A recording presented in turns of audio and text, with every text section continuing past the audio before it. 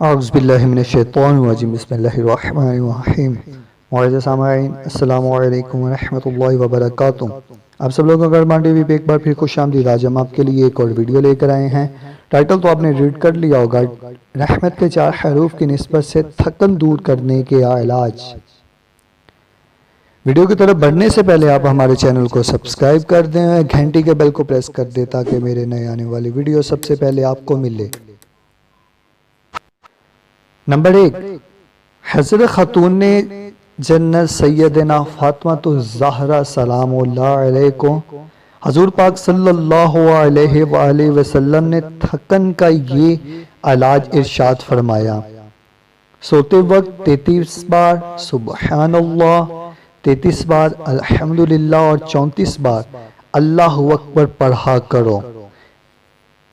Number 2, या कुद्दूसू का जो कोई चलते फिरते उठते बैठते विर्द करता रहेगा इंशाअल्लाह अज़्वजल थकन से महफूज रहेगा।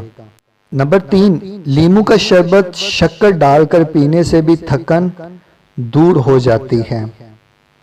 नंबर 4, 2 बड़े चम्मच खालिस शहद 1 गिलास पानी में मिलाकर पी लीजिए, इंशाअल्लाह अज़्वजल थकन दूर हो जाएगी।